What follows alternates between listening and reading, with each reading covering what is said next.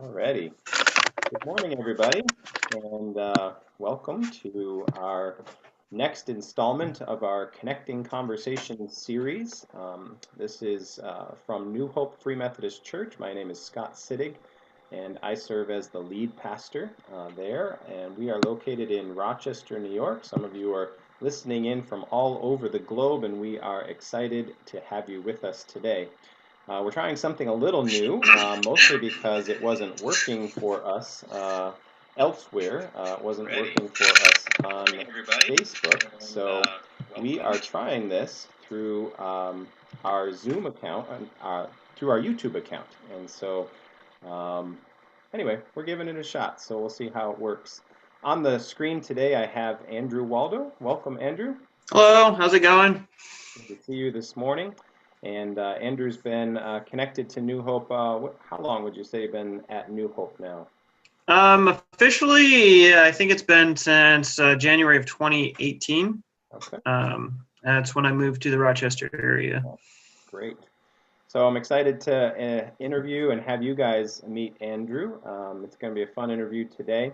As you know, the Connecting Conversations series is our attempt at building bridges through isolation and connecting people who sometimes, even when we're in person, we don't have the time or we don't make the time to really get to know somebody. So while we have some time and we're in this season of separation and isolation, we're using these conversations to build those bridges, and maybe when we get back together, it will open some doors for conversation in the future. So looking forward to that, and grateful to have you all on, or whenever you're listening into this. So it's good to have everybody here today.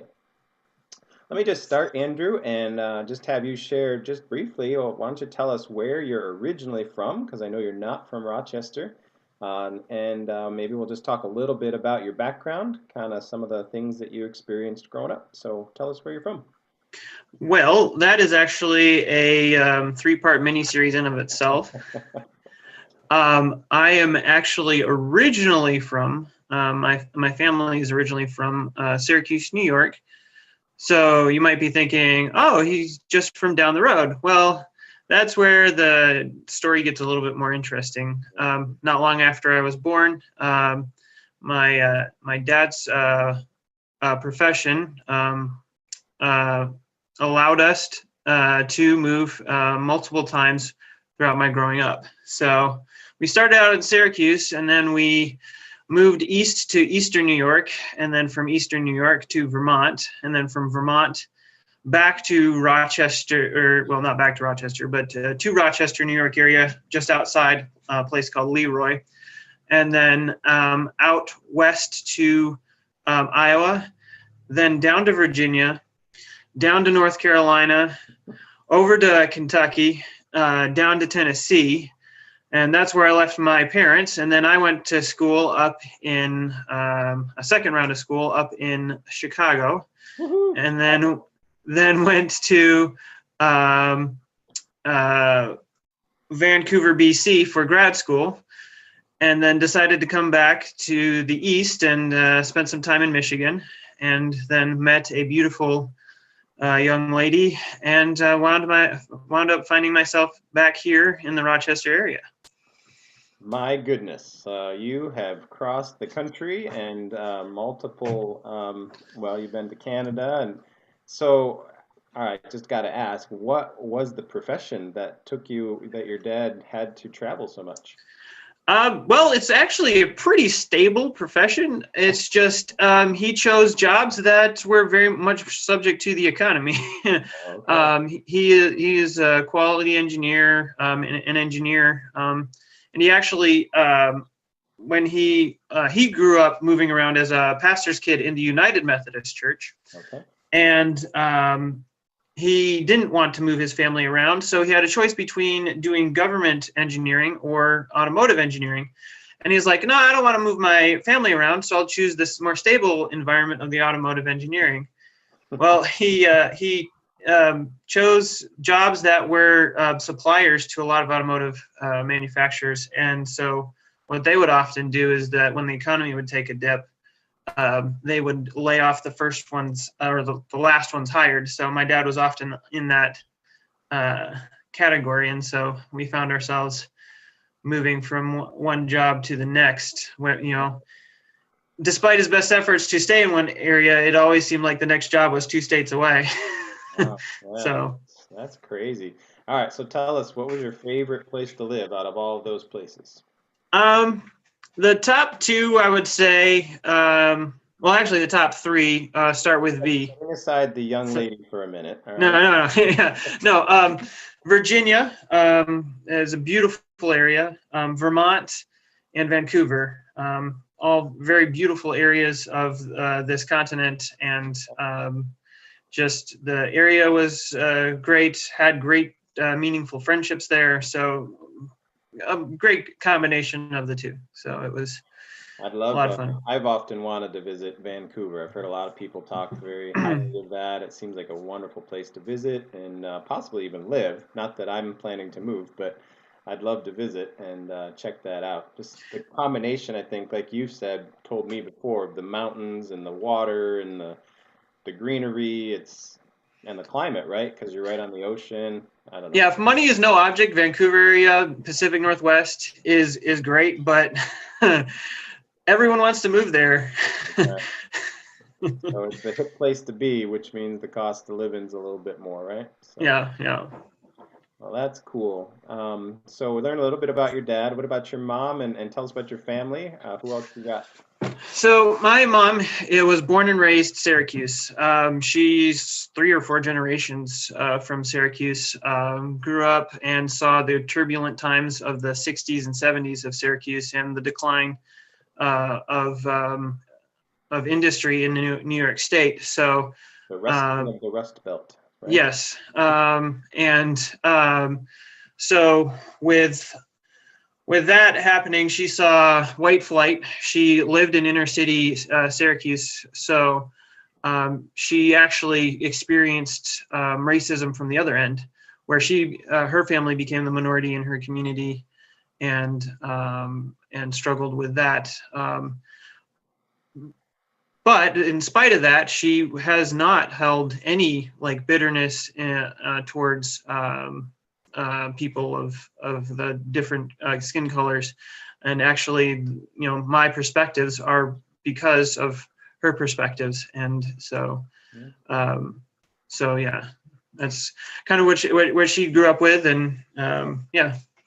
How many siblings? One brother who is within about a year of me. I would say so. I'm sure some people don't recognize or don't know this about you, but you are a. I am, and I hesitate to use this because I want to be able to use it for future uses. But I am a twin, actually, You are. and have had some fun with that. And But an identical one at that, right? actually, officially, we were fraternal, but we look so much alike.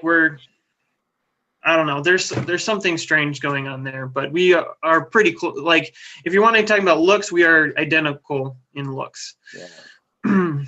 When I saw you guys for the first time, I literally had to double take. I'm not sure I could tell you apart at a glance. Yeah, So, yeah. so yeah, that's an interesting fact that maybe some people don't realize. So, and where's your twin living these days? He lives in Tennessee, not far from where my parents have settled down for the current time period. Their hearts are still miss the North, but jobs what they are. They live in Tennessee, and Tennessee is actually, I mean, not all dissimilar to Western New York. It's a common, like, there's a common misconception of I think between North and South is that there a lot of people in Western New York outside of Rochester have very similar views on life as people do in Tennessee, and the land is very similar. I had friends who came up to Western New York for they were living in Tennessee. Mhm. Friends who came up for some sort of like competition or something like that, and they're like, "Wow, New York State is green! I didn't realize that." Probably the perception is New York City, so everything is Yeah, paved over and big tall buildings and everything, right? So, yeah. Just get outside of New York City, and yeah, we've got a pretty state. So I know it's pretty good. So yeah, my brother lives down there with his wife and son, and they're actually expecting a second one, and are really excited about that. great. So it's Fantastic. yeah. Fantastic. So you ended up, let's just kind of jump. You ended up in Chicago for some college work, and then ultimately in Vancouver for some master's level work. What were you in school for, and what were some of your, maybe still are some of your goals professionally as a result? Well, I had initially started in Tennessee going to do. I really wanted to be debt free and make a lot of money, being wise with my money, to support missions, to live in a way that I could expand the gospel through financial means, because I did not want to be a missionary and I did not want to be a pastor. They were the last two things on my list for being, for ideas of being in career. Mm-hmm. Well, God had different ideas, and I felt the calling after I completed my associate's degree in business and information systems, to pursue the field of missions. I felt strongly that the business field was, although interesting, just I don't know, just felt like it wasn't my calling. There are definitely aspects that excited me about it, but it just was like I want to make a difference in the world. I want to see Christ proclaimed wherever I go. I want to be involved in that. And God directed me to Wycliffe and to their website, and I went to an information session. Before you go too far, what's Yep. Wycliffe for anybody? Okay. All right. So yeah. So for those of you who don't know, Wycliffe is short for Wycliffe Bible Translators, and they work to get Bible translations and other extra things in addition to that, relating to literacy and things like that, into other languages. Some people might think that every language has a translation in their a language, but A Bible translation. Yeah, Bible translation. A Bible translation. A lot of languages that right now, a lot of the major ones do, yes, but there's a lot of smaller languages. They're called minority groups that speak their own language and are not connected to the national language of all of the countries that we know about. I'm not sure what the number is, but when I started, there were about 2,000 language groups without scripture. That has gone down since then. So, and there are a lot of people groups who do not even have any written word in their language. That not only is it about getting a Bible translation into their language, but also getting literacy and those kind of things to help minority cultures come into the 21st century. And that sounds somewhat bad and good, but if you think about it, like, these people groups are being taken advantage of by the majority groups who have written word. And so one of the things that can really help these minority groups is have written word and transition to be able to interact with the majority groups. Anyway, some really fascinating work, and Wycliffe, short for John Wycliffe, right? Mm-hmm. And, for anybody that's interested in some church history, do you know the history behind John Wycliffe? Do you know how it started? Yes, John Wycliffe basically was the first person. There had been attempts before, but he was like one of the first persons to translate the Latin version of the Bible into English, Middle Ages English, in I think it was England, wasn't it? And he was condemned by the church And although he was not killed for doing that, they wanted to kill him, but after his death, they actually dug up his body and burned his bones as a representation of how they felt about John Wycliffe. But he was the first person to translate the Bible for the common man so that they could understand. So that's kind of the history behind why Wycliffe Bible Translators is so passionate. And yeah, that story goes back, I think, to the late 14th and early 15th century. Yep. And Wycliffe was a real pioneer and created a lot of controversy. So, yeah, that's fantastic. So you wanted to potentially work with Wycliffe. You did for a little while. Keep going. Tell us a little bit more.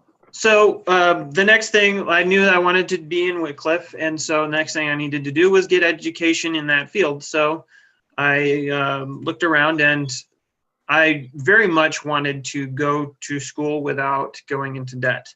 And even though it's even harder today, it was just as hard 10 years ago to do that. And so the only school that really came to mind was Moody Bible Institute, and they have one of the unique things is that they pay for tuition for their students.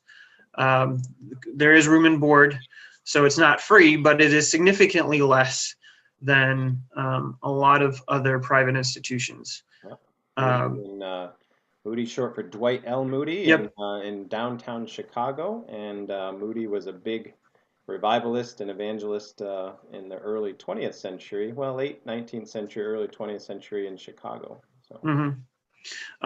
Moody Bible Institute was founded in 1884, I believe, in the 1880s.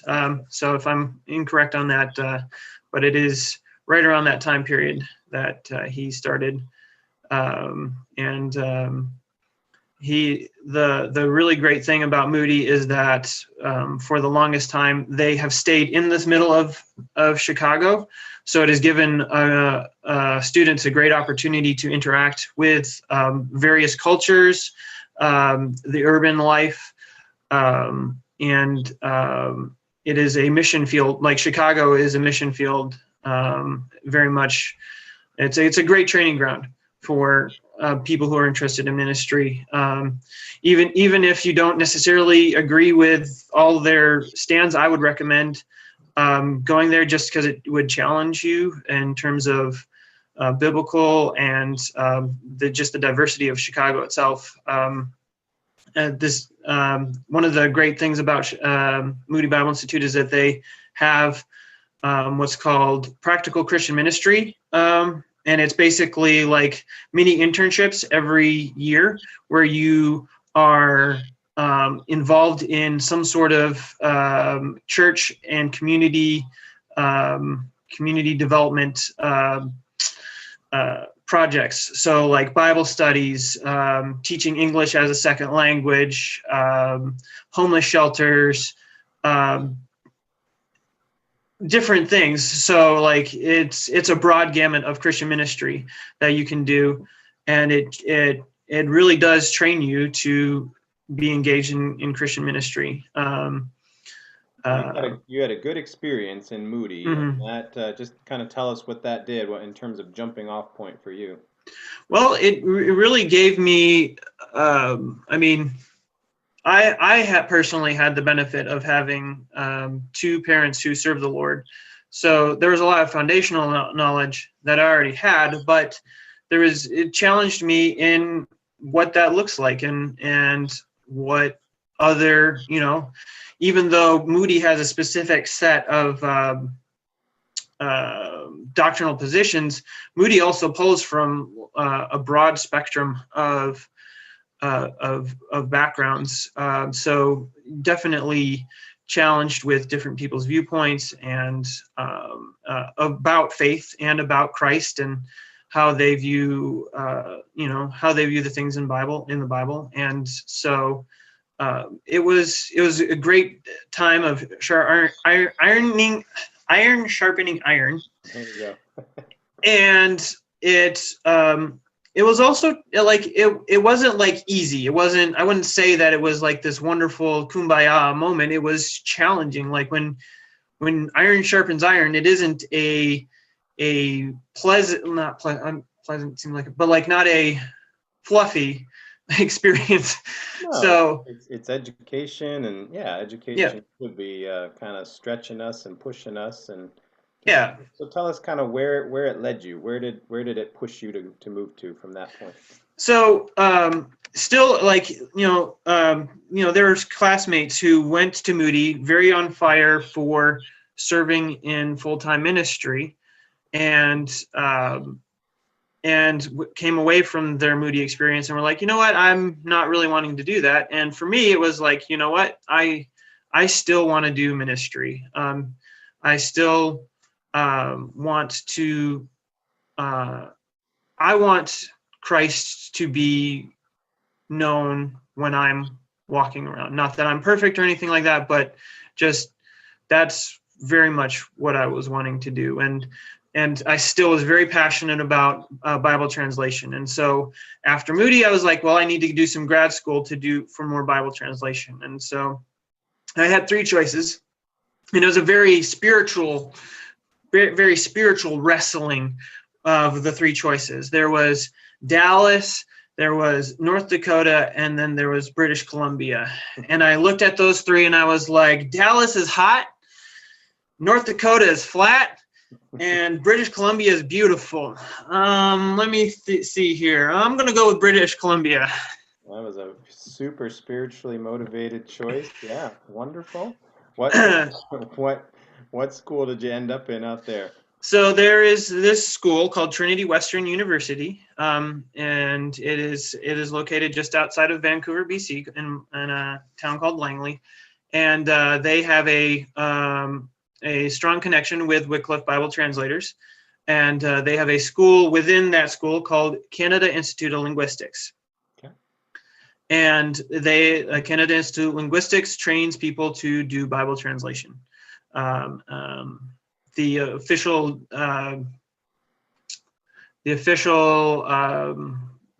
degree is applied linguistics, a master's in applied linguistics.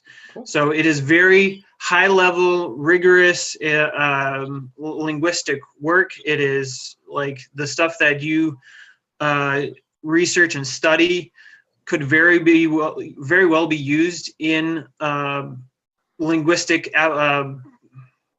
not papers, but newsletters, like the academic newsletters that go out. So it's very, very rigorous, but the community there is amazing. Like Moody was fun and enjoyable, and there's a lot of people, but like CanIL, everyone was focused on going to reach people for the gospel, and in other cultures. And so we were all focused there. And it was also like a smaller community. And it just was like so enjoyable. Well, I can imagine there'll be a lot of folks who are tuning in who might want to ask you some more about both of these schools. Just for the sake of time, though, did you tell us kind of did you graduate from that school, and then kind of where did you end up? Because I personally know the story. I know it didn't quite follow the linear path you were hoping. So tell us how you got. I'm trying to get us back to Rochester here. Yep. I know. It's my journey. My journey is like the Epic of Odysseus. Just kind of. But anyway, so I got to the school there, and I was burnt out from school. I had 3 years of community college underneath my belt. I had 4 years at Moody Bible Institute, and then by the time I got there, 2 years of grad school, and I'm like, I am ready to go overseas. So I put my graduate studies on hold. I had gotten some certificates for certain jobs that I could do in Wycliffe, and so I was like, you know what, I'll do these certificates. I want to go out overseas. So I became a member of Wycliffe Bible Translators and started the process of raising partners to go overseas. And so as soon as I left school, I sought the Lord as to where I should start the process. And so I felt the Lord calling me to Michigan, where my uncle lives, and specifically my grandmother lives. And I wanted to spend some time with her before I went overseas, because I didn't know, like, if, I'd be overseas and, she'd pass away and I'd not have any, not spent really any time with her. And so I spent a year in Michigan trying to get ready to go to Wycliffe Bible translators to go overseas to Asia. And was having a great time spending time with my grandma. And in the midst of that, I went to a friend's wedding in Western New York. And the family had been close friends with my family. And so went across Canada. It's only actually about 5 hours from Flint, Michigan to Rochester, New York area. So I went there and was enjoying the wedding, and I noticed this beautiful young lady there, and she just happened to be the sister of the bride.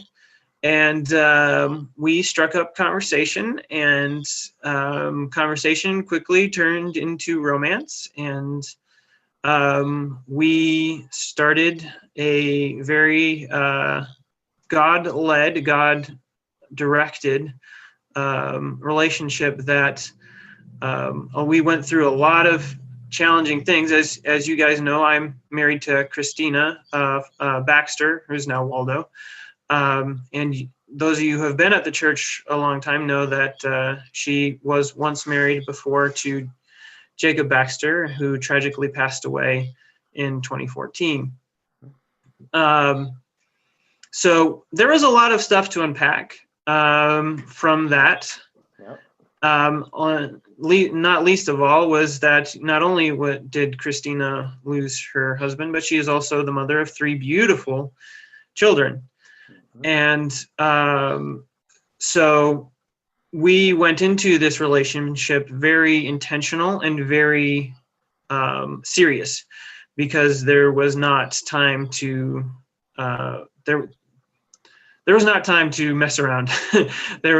We had to figure out if this was something serious or not. And so we spent the first month diving into deep conversations that normally would take couples a year or two to process.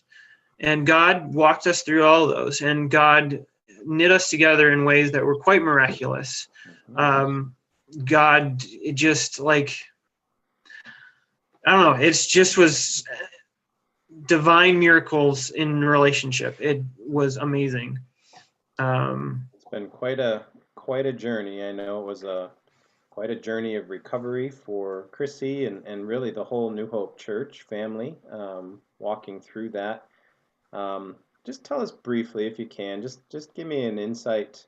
What was it like coming into that from the outside and seeing not only, well, meeting Chrissy and hearing about her own story of grieving and recovery, but then trying to acclimate to a church that was also grieving and still recovering from the loss of a magnanimous personality that we know as Jake?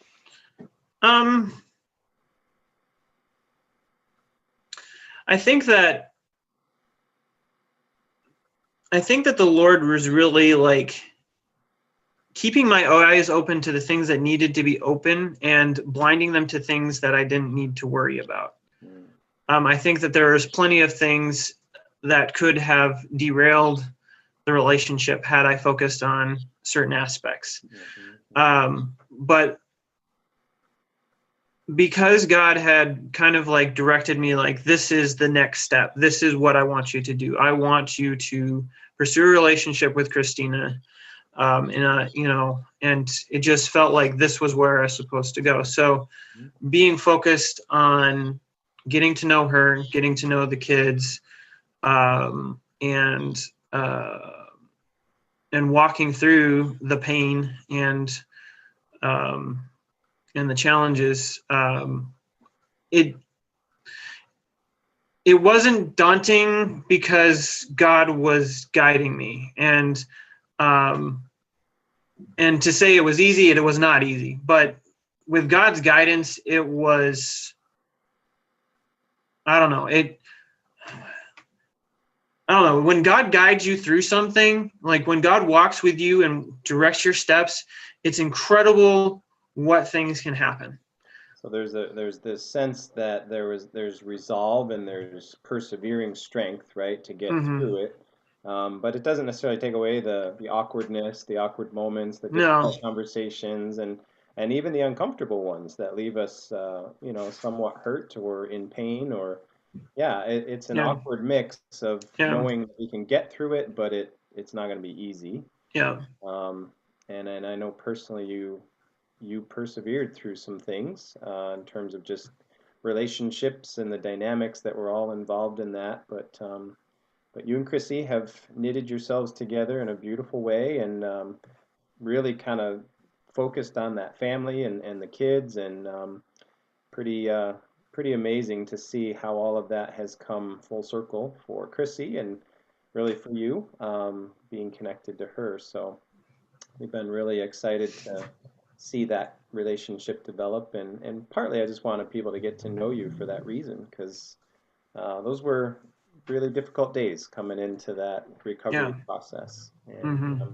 how would you say you guys are doing now? How do you feel things are going now? I would say things are going, I mean, overall, things are going great. And God is really like in and through our family in a relationship. And to be honest, it is only because of God that this is working. Yeah. And mine and Christina's willingness to wrestle with the less than pleasant things of life and give them to God. And it is a daily thing. It's not like this everything is like happily ever after.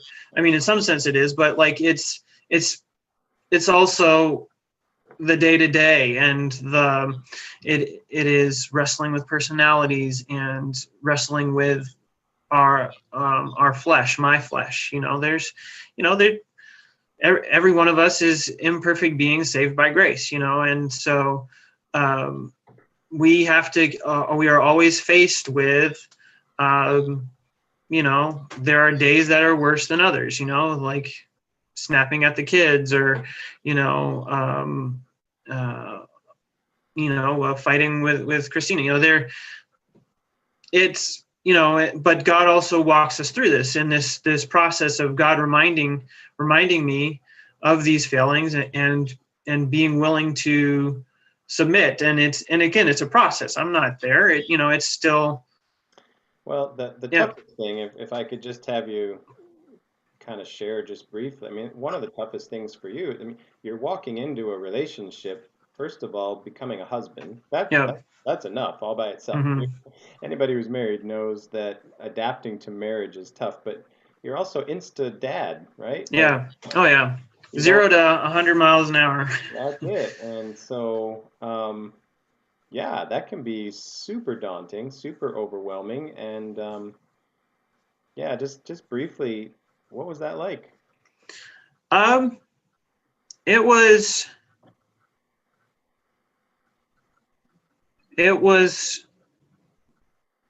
like the only words that come to mind, and it sounds over religious, but it was God led. Like I can't describe, like, yes, there was it, like from the outside, absolutely daunting. And if anyone tries to do it on their own, Like more power it to them, right? it's it's like good luck to you, because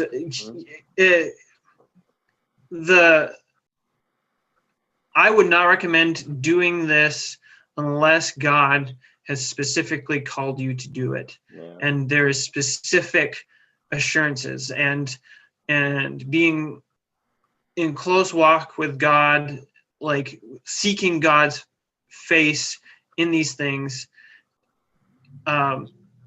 is so important. Like that is why the dauntingness doesn't feel as daunting. Like it again, there's things that I'm learning right now, that I'm wrestling with right now, that but I don't want anyone to think when looking at mine and Christina's relationship as, oh, I could do that. It's like, no. I couldn't do it. Right. It is the walking with God that, and again, I'm not saying I'm like this great is always looking, knowing that I am not adequate in myself, that the great things that can happen are because God has gone before me, and and acknowledging that the things that I do well are not only given to him, amazing miracle things, but also the talents and abilities that that he's given me, and meshing those together. Everything that I have, everything is like the good things that are in my life are because God has provided them, whether it's talents and abilities, great events, wife and family, great community. God has blessed me with these wonderful things. And I mean, it really comes down to that, is like, that's. Yeah. Well, it's a beautiful testimony, and I know that there's so much more we could talk about with it. Yeah. I really want to encourage people to follow up with you and hear more Yeah. of the story, because, especially for those who are in maybe secondary relationships or considering them. And I say secondary, yours was primary, but Yeah. coming into a remarriage situation or something like that. I mean, there's so many things that those who have walked that journey can share, and people can learn from. And I just know you have such a big heart for God, and also just trusting in God, and having Him help guide you through these times. Your testimony and Chrissy's testimony, you as a couple, you have a lot to share, a lot to offer, and really encouraged by watching you guys grow and adapt together. Just real briefly, in the closing minutes that we have, what are some of the just little things that people don't know about Andrew? Hobbies, things that you like to do. What are a couple of those things? And then I'll close with another thought.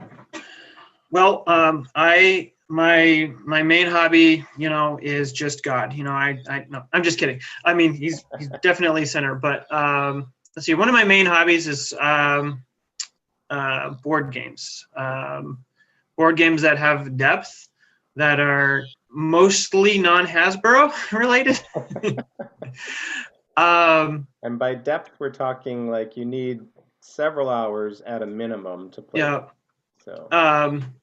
Or make you think. There's a lot of games out there that just you roll and move kind of things, and those are great at some point, but some people have been turned off by board games because they liken it to, well, it's board, BORED games. But anyway, so I love board games. I have a passion for soccer.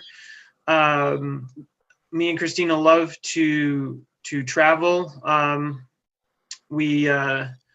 have family in Tennessee. I have family in Michigan.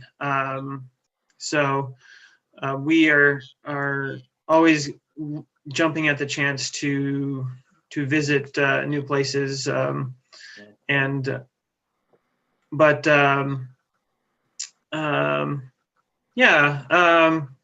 I do dabble in video games just a little bit. Haven't been able to shed that from my childhood, but I'm sure nowadays you don't have quite as much time as you once did, but video games remain a little bit of an outlet for some of us, I know. So. Yeah. I definitely so just kind of like give you guys an idea of why I like board games. Board games allows face-to-face interaction with people. And the reason why I've taken to them is because I enjoyed video games where I played with other people.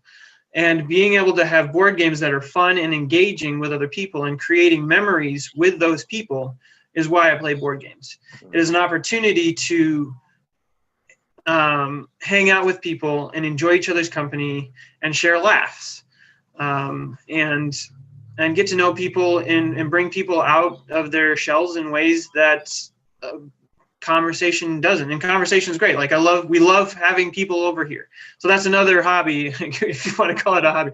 Interest in life is we love having people over to our house and sharing meals with them and hanging out with them, because that is one of, like Christina's eyes feeling, is like one of the major aspects of our Christian life is just fellowship. So I think anybody listening in today kind of gets the sense of just your love for God, your passion for God, and your love to communicate and talk about your life and your stories. And I think some people, I hope, if you're listening in today, look forward to the opportunity of getting together with Andrew and Chrissy, and I know they'd love to have you over to their house. I can imagine these days of isolation are really hard for hospitable folks. So I know you guys are doing well, just because I know I've been in touch with you, but I can only imagine what you're looking forward to in terms of hosting some more families and dinners and having some more games. I know the hardest thing for you, if I could add, well, I'll ask it, but I'm going to prompt you. I think I know it is. You had scheduled a big event for your birthday, and the isolation kicked in right as yeah. that was happening. So tell us just briefly that really difficult conundrum of how to handle the isolation early on here. I mean, to say that I was not happy was, I mean, I was definitely upset about it, because it just was like So just worst timing. But yeah. yeah, So to explain, you had a you scheduled game day, right? yeah. So my birthday was March 20th, and the isolation stuff for New York State came down like the 19th or 20th. I don't know what the official day was, but it was like right then. And so basically had to cancel several events, unfortunately. I mean, understand. I mean, like, I'm not like Oh, angry at sure. people, No, you know, no. but definitely frustrated, because, like, it's out of my control, and I was really looking forward to it. So it was challenging to kind of like, okay, process. And but I mean, it's also been really good, to be able to, in some respects, slow down. We've been homeschooling the kids here, and it's been really fun to, very challenging, but very fun to be able to teach them things that we know. And God has really guided us through feeling like that, through our ad hoc curriculum, Mhm. you know. Um, but it's been good. Definitely looking forward to being able to get out more and hang out with more people. But it's been a cool, bittersweet kind of time to rest. So It's been all of that, and for the duration of whatever we have ahead of us, yeah. it's a mixed bag, we know. But I know that particular day was tough on you. So we've all had those moments, and so I guess just to say we can all relate to one another in different ways. So, well, I appreciate your time, Andrew, and just thank you for being on, sharing a little bit about your life, your story, and kind of how you ended up at New Hope. And glad to have you a part of the family here and part of the church.